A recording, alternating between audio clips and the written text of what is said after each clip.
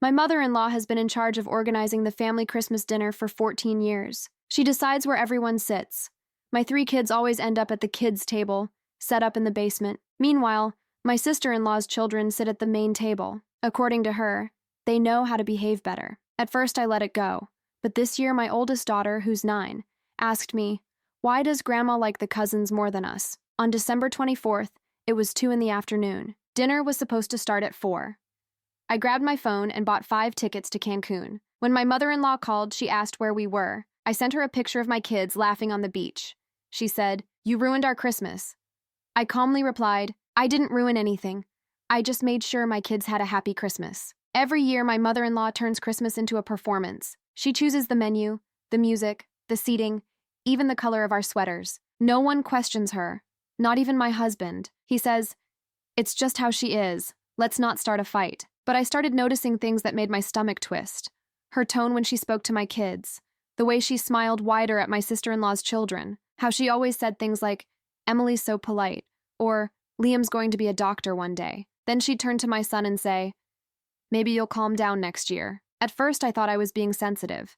Maybe she didn't mean it that way. Maybe I was imagining the difference. But it kept happening. Every Christmas, every birthday, every family gathering, and every single year she made sure my kids sat at the little folding table in the basement, the kids' table. The first time it was cute. The second time it felt unfair. By the 10th, it felt cruel. Last year, I asked if they could sit upstairs, just for dessert. She smiled like she pitied me and said, "It's just better this way. They're loud. They don't know how to behave." I remember the way my husband looked at me that night. He didn't defend me.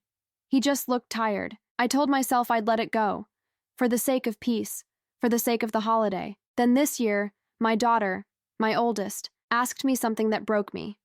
She said, "Mom, why does Grandma like the cousins more than us?" I didn't know what to say. I wanted to lie. I wanted to tell her it wasn't true, but I couldn't. She already knew the answer. She could see it, feel it, the same way I did. I hugged her so tight that she laughed, but inside, I was done. I couldn't spend another Christmas teaching my kids that they were less. So when December 24th came and my husband was still trying to convince his mom to be fair this year, I made a decision. At 2 in the afternoon, I opened my phone, went to the airline website, and bought 5 tickets to Cancun. My hands were shaking when I hit confirm, not from guilt, from relief. When my mother-in-law called at 4, the table was probably already set. I could imagine it perfectly. White candles, red napkins, and a seat for everyone except us. She asked, "Where are you?" Her voice was sharp, like she already knew. I sent her a picture. My 3 kids laughing on the beach, holding melting ice cream cones. She texted back, "You ruined our Christmas." I stared at the message for a moment, then typed, "I didn't ruin anything. I just made sure my kids had a happy Christmas." And for the first time in 14 years, I actually meant it. The moment I hit send, I felt something I hadn't felt in years. Quiet. No guilt, no shaking hands, no fake smile to survive another dinner that wasn't really for us, just the sound of waves and my daughter's laugh echoing somewhere behind me. But the quiet didn't last long.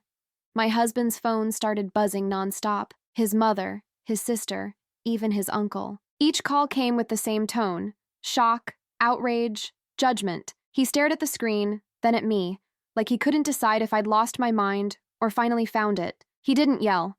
He just said, "You could have told me." I looked at him and said, "I did, every year."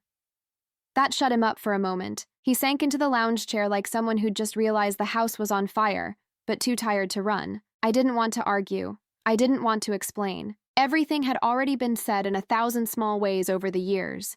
Every time his mom called me dramatic.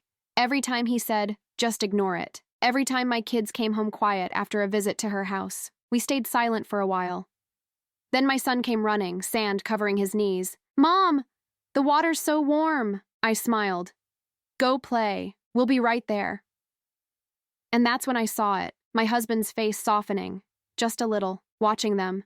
The kids building something together in the sand, no one telling them where to sit, how to act, what they were doing wrong. He whispered, "They look happy." I wanted to say, "Of course they do. You never notice because she never lets them be." But I didn't. I just nodded. That night, while the rest of his family was probably posting pictures around the dining table, We sat on plastic chairs at a small restaurant by the beach. The food wasn't fancy. No matching napkins, no schedule. But when my daughter leaned her head on my shoulder and said, "This is the best Christmas ever," I almost cried. Later, when the kids were asleep, he finally spoke. "She's furious," he said. "She said you embarrassed her in front of everyone." I sighed. "She embarrassed herself the day she decided our kids weren't good enough for her table." He didn't argue. That silence said everything. Then he asked, "So, are we ever going back?" I looked at the ocean, at the foam catching the moonlight. "I don't know," I said. "But if we do, things will have to change." He nodded, but I could tell he didn't believe me. Not yet. He's been trained his whole life to keep the peace, no matter who gets hurt. But something shifted that night. He didn't call his mom again before bed. He just turned off his phone and pulled me close. For once, we weren't pretending. The next morning, we woke up to over a dozen missed calls and a message from his sister. "I can't believe you let her do this." He stared at it for a while. Then slowly, he deleted the thread. He looked at me and said, almost to himself, "Maybe this isn't such a bad idea after all." I didn't say it out loud, but I knew it was just the beginning, because when we got back home, there'd be consequences. His mother wouldn't forget, and part of me wasn't sure if I even wanted her to. The day we got back, I knew the peace wouldn't last. It started before we even reached the house. My husband's phone lit up again the moment we turned off airplane mode. Missed calls, texts, voicemails. I didn't need to hear them to know what they said. His mother wasn't the type to let things go. When we pulled into our driveway, he stayed in the car for a long time, scrolling through messages. I watched his face tighten. Finally, he said, "She wants to come over." I laughed. Of course she does. She needs an audience for her disappointment. He didn't answer. He just pressed his fingers to his forehead and said quietly, "Can we not make this worse?" But when someone treats your kids like they don't belong, there's no worse. There's just done. That night, I made pasta for dinner. The kids were still glowing from the trip. Sunburned, tired, happy. They were showing me shells they'd collected when I heard the knock. 3 sharp knocks. The kind that said, "I'm not asking permission to enter." I didn't want to open it, but I did. She walked in before I could say anything. Coat still on, lips pressed tight, perfume so strong it made my head hurt. Her eyes went straight to the kids, then to me. "I hope you're proud of yourself," she said. I didn't respond. She went on, "You humiliated this family. Do you know what people said when you didn't show up?" I said, "Maybe they said it finally felt peaceful." My husband whispered my name, but I kept my eyes on her. I wasn't going to shrink this time. She looked around the house like she was inspecting it. "You've changed him," she said. "He doesn't even answer my calls now." I wanted to say, "Maybe because you treat him like he's still 10 years old," but I didn't. Instead, I said, "He's allowed to have boundaries." She crossed her arms. "Boundaries? Family doesn't need boundaries. You're poisoning him against me." That word, poisoning, stuck in my throat. For a second, I thought I'd lose it. But then I saw my daughter standing in the hallway, watching us. I swallowed hard and said, "I'm protecting him, and our kids. You can come over, you can see them. But if you ever make them feel small again, you won't." Her face changed. The shock was real this time. No one had ever spoken to her like that. She said, "You think you're better than me?" I said, "No, I just think my kids deserve better." Then she left. Not a word to her son, not a goodbye to the kids. Just the click of her heels down the steps, the door slamming, and silence. My husband stood there for a long time, staring at the door. I waited for him to say something, to defend her, to blame me, but he didn't.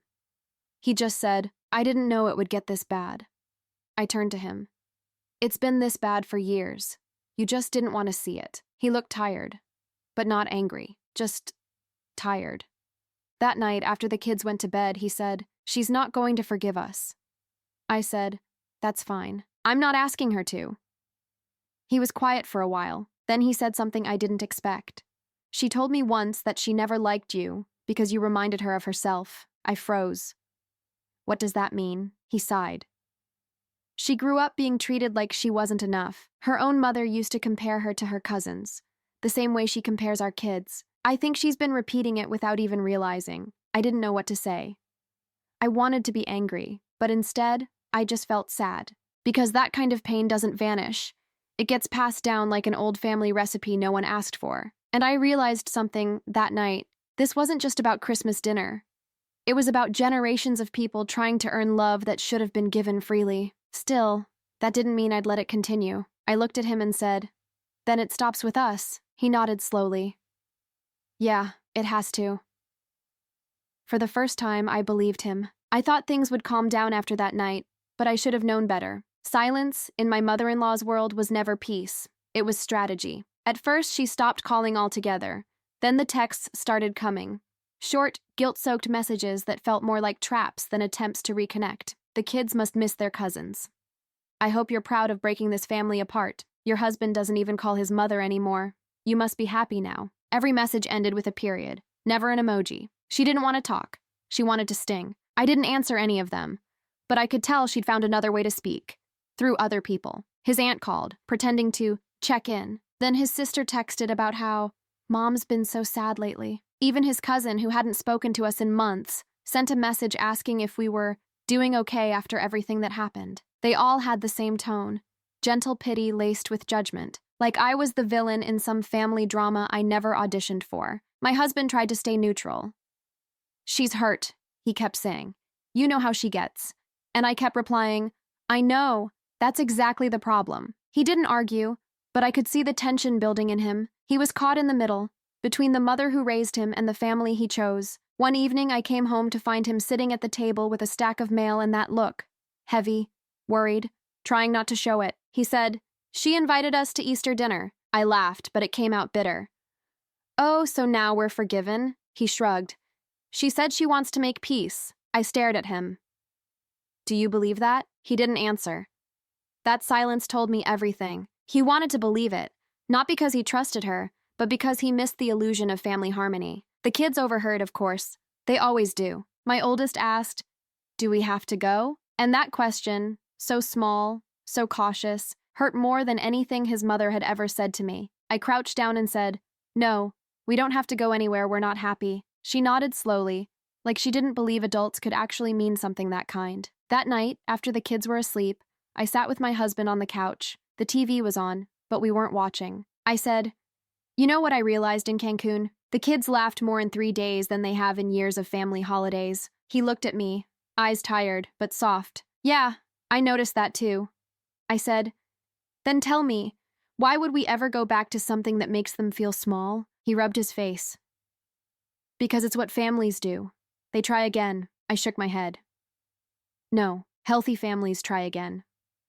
The rest just repeat the same pain and call it tradition." He didn't respond. He just reached for my hand. His grip was warm, almost apologetic. The next morning, I woke up to another message, this one from his sister. "Mom says she'll make sure everyone knows what really happened last Christmas." That line made my stomach drop. Because now it wasn't just guilt, it was war. She wanted control back, and if she couldn't get it through him or me, she'd get it through the rest of the family. Later that day, he came home from work, phone in his hand, jaw clenched. "She's telling people you screamed at her, that you forbade her from seeing the kids." I closed my eyes. "Of course she is." He said, "What do we do?" I looked at him and said, "Nothing. Let her talk. We'll live our lives. People will see the truth eventually."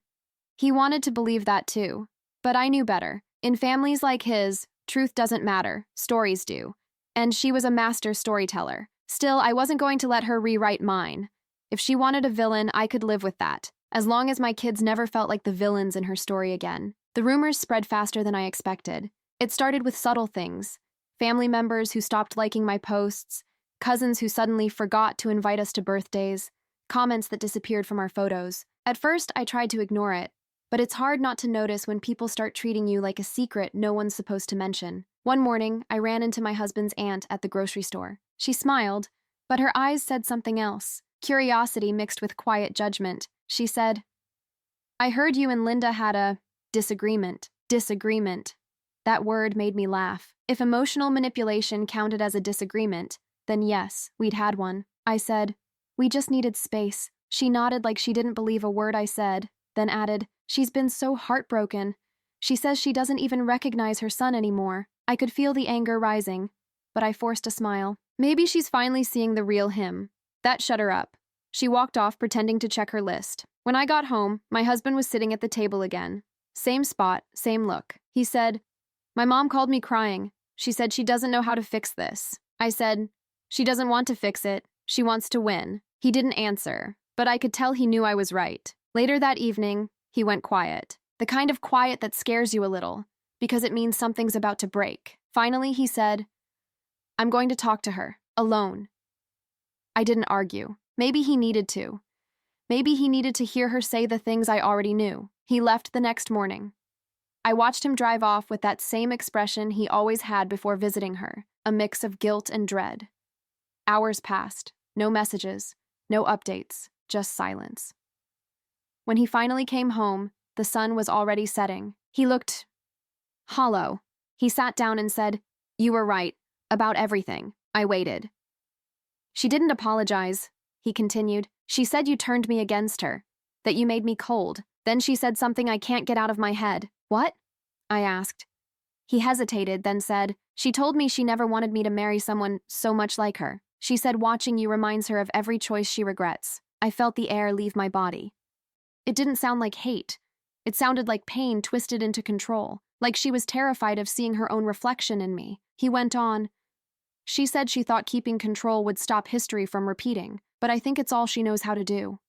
I said quietly. "And now?" He leaned back. "Now I don't know what to do with that." We sat there for a long time. Neither of us spoke. I kept thinking about her words. So much like her. It made sense now. Why she never liked me. Why she treated the kids differently. Why every compliment came with a cut. Because she wasn't just punishing me. She was punishing herself, through me. That night, after the kids went to bed, I scrolled through my phone and found an old photo. One from our first Christmas as a married couple. She was standing behind me, smiling stiffly. I remember thinking how proud I was to be part of their family. Now I just felt tired. My husband came over, looked at the photo, and said softly, "I don't want this to be our kids' future." I said, "Then it's up to us to make sure it's not." He nodded. "I told her we're not coming for Easter, or any family event until she's ready to treat you and the kids with respect." I froze. "You said that?" He nodded again. "Yeah, and she didn't take it well." I smiled, a mix of pride and sadness. "She won't forgive us for this," he said. "Maybe she doesn't need to. Maybe we just need to move on." It hit me then. I'd spent years trying to earn her approval when all I really needed was peace. And for the first time, peace actually felt possible. But I knew her too well. She wasn't done, and I had a feeling her next move would test everything we'd just rebuilt. I should have known she wouldn't let it end quietly. For a few weeks, things felt almost normal. We started building new traditions. Movie nights, backyard barbecues, little weekend trips just for us. The kids were happier, lighter. I could feel it every time they laughed without checking who was watching. Then, one Friday afternoon, my phone buzzed with a notification I didn't expect. A photo. It was from my mother-in-law. The picture showed my two nieces smiling at her house, holding gifts. The caption said, "Grandma's favorite little helpers. We missed our other three today." My chest tightened. It wasn't just a message. It was a reminder. I still have control. I still decide who belongs. When my husband came home, I showed him the photo. He stared at it for a long time, jaw clenched. "She invited them over?" I nodded and made sure we'd see it. He sighed, rubbed his face, and said, "I told her not to drag the kids into this." I said, "That's exactly why she's doing it." 2 days later, she texted him directly. "Tell the kids Grandma loves them and will always have a place for them here. No mention of me." It was like she was carving me out of their lives, one polite message at a time. I didn't want to make it a fight in front of the children, so I stayed quiet. But that night, when my daughter asked, "Why does Grandma only post pictures with our cousins?" I realized staying quiet wasn't protecting them anymore. I told her gently, "Sometimes grown-ups make mistakes, even with their families, but that's not your fault." She looked up at me and said, "Then why do I feel like it is?" I didn't have an answer. I just pulled her close. The next morning, I found my husband on the porch, scrolling through his phone again. He looked exhausted. "She called the school," he said. "What?" "She asked the office for our new address. Said she was sending Easter baskets for the kids." I could feel the heat rise in my chest. "That's not about gifts. That's about control," he nodded. "I know. I told the office not to give her anything, but still." We sat there for a long time in silence, the kind of silence that feels like a crossroads. Finally, I said, "We can't keep reacting to her. We have to decide what kind of family we want to be." He stared out at the yard. "You mean cutting her off completely?" I said. I mean, setting a boundary she can't twist. He looked at me for a long moment. Do you think she'll ever change? I shook my head. I think she's too scared to. But maybe we can. That afternoon, he called her. He put it on speaker so I could hear. Mom, he said, his voice steady, you can see the kids, but only if you can treat my wife with respect. If you can't do that, you won't be part of our lives anymore. There was a pause, then her voice, tight and sharp. So she wins. Is that it? You're choosing her over your own mother. He took a breath. No, I'm choosing my family. Click. The line went dead. He sat there, phone still in his hand, breathing heavily. Then he looked at me and said, almost whispering, that was harder than I thought. I said, I know, but you did the right thing. He nodded. I just hope it's not forever. I didn't say it out loud, but I already knew. For people like her, forever is the only thing that makes them listen. Weeks passed. No calls. No messages. The house felt lighter. The kids stopped asking why Grandma didn't visit. They just moved on. And slowly, so did we.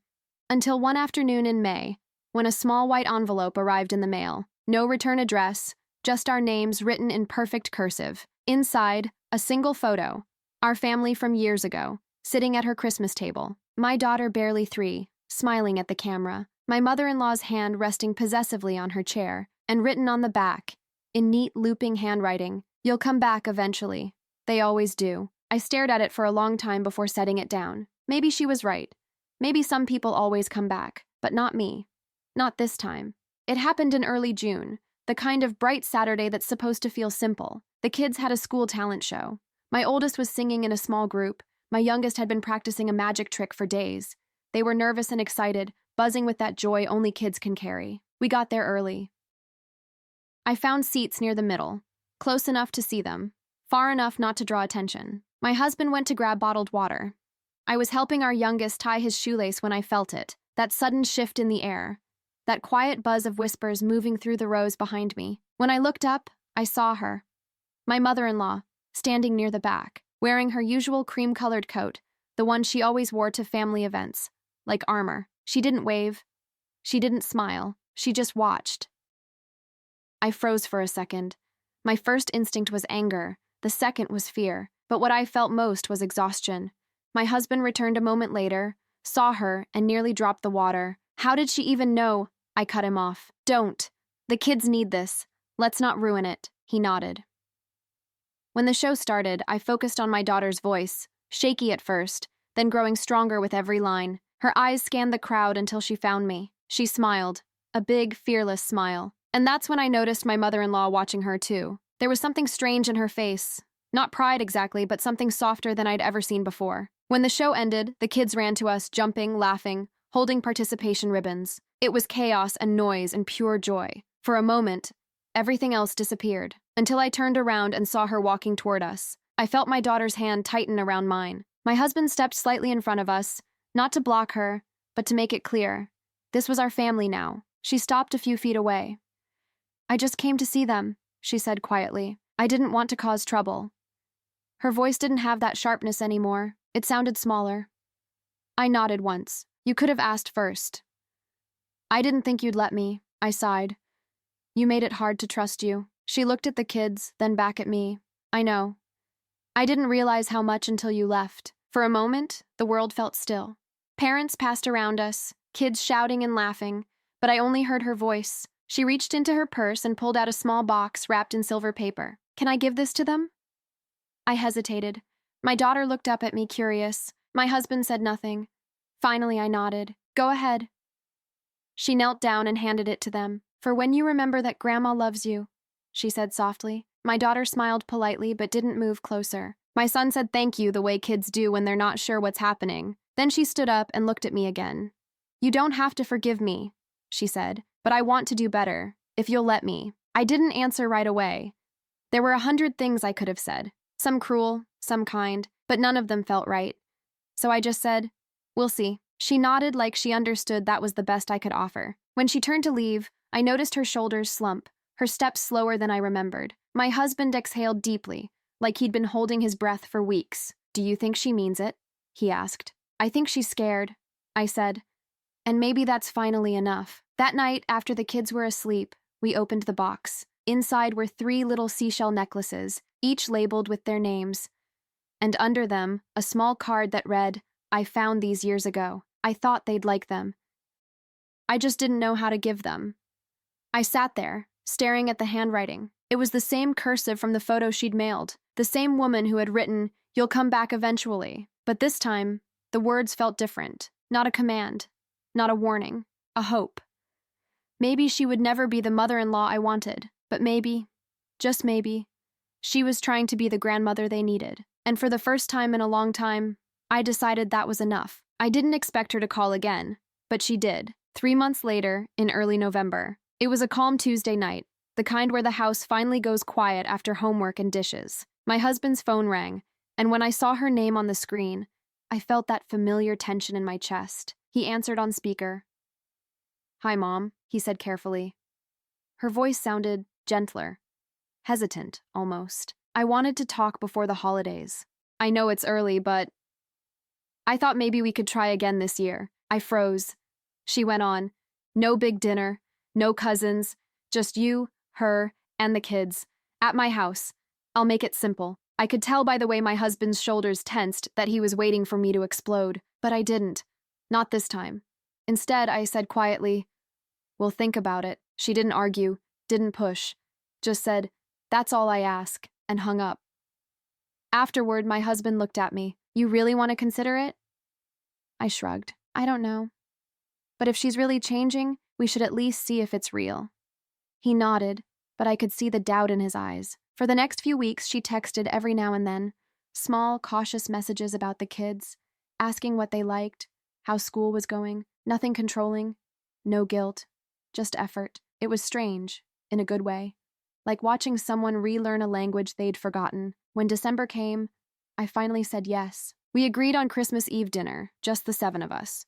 She promised to keep it low-key. I didn't know what that meant coming from her, but I wanted to give her the benefit of the doubt. The day of, we arrived early. The air was cold, the kind that smells like pine and cinnamon. When we walked in, I froze.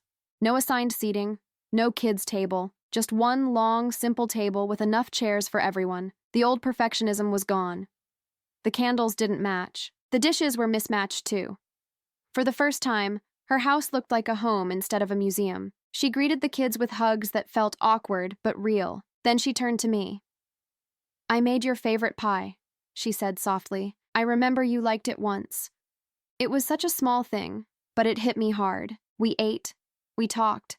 Lightly, carefully. My husband looked like he was holding his breath the entire time, but by dessert, even he was smiling. The kids laughed, passing whipped cream back and forth, their cheeks flushed and happy. And then, halfway through, my mother-in-law said something I didn't expect. "I know I can't undo how I made you feel," she said, "but I hope tonight shows that I'm trying." I swallowed hard.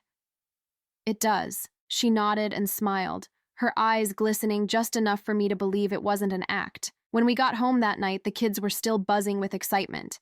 My daughter said, "Grandma was nice today." I smiled. "Yeah, she was." Then she said, "Do you think she'll stay nice?" I hesitated, then said, "I think she's learning how." My husband wrapped his arm around me. "That was brave," he said quietly, letting her try again. I shook my head. "No, it's not brave. It's just choosing not to live angry anymore." He nodded. "Do you think you'll ever forgive her?" I thought about that for a long time.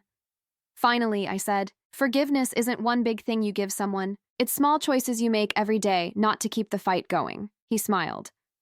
"Then I think we're on the right path." I looked around our living room, the same one that had once felt heavy with tension, and for the first time in years, it felt peaceful. Not perfect, not finished, but peaceful. And maybe that's all a family can ever really be. People trying, failing, and trying again, one holiday at a time. When I tucked the kids in that night, my daughter whispered, "This was the best Christmas ever." I kissed her forehead and smiled. "I think so too." Downstairs, I glanced at my phone. One new message from my mother-in-law. "Thank you for giving me another chance." I typed back, "We're all learning." And for the first time in 14 years, I felt like it was true.